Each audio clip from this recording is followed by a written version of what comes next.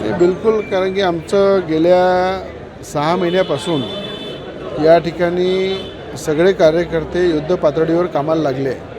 युवासेना पार्टीचे जवळपास 450-500च्या वर उमेदवारी अर्ज आमच्याकडे आलेले आहे.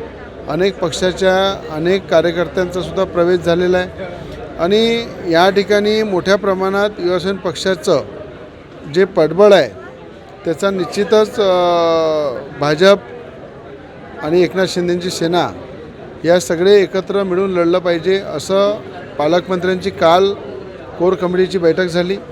त्यामध्ये नवनीत राणा होत्या, संजय कुटेजी होते आणि स्वतः पालकमंत्री चंद्रशेखरजी बावनकुळे साहेबसुद्धा होते. तर त्याच्यामध्ये आम्ही तिघी पक्ष एकत्र बसलो पाहिजे, चर्चा केली पाहिजे आणि युती करून एकत्र लढलो पाहिजे. अशा प्रकारचे मुख्यमंत्र्यांची सुद्धा पुण्यामध्ये त्यांची पण घोषणा आहे की तिथे भाजप वेगळी लढेल, राष्ट्रवादीला सोबत घेणार नाही.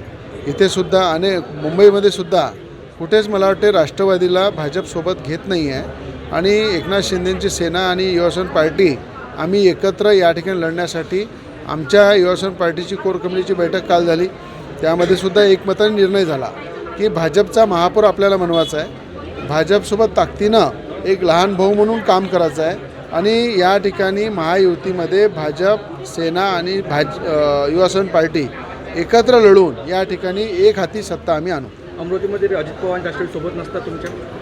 नाही, त्याच्याबद्दल भाजपची सुद्धा इच्छा नाही आहे, आमची सुद्धा इच्छा नाही आहे आणि मला असं जास्त पक्ष जर सोबत राहिले तर त्या ठिकाणी कुठेतरी उमेदवारावर अन्याय होते.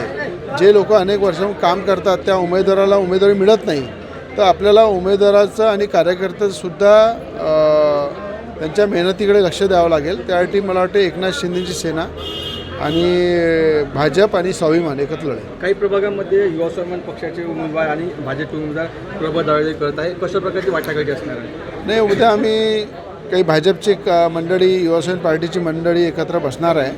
प्रत्येक सीटावर आम्ही चर्चा करू.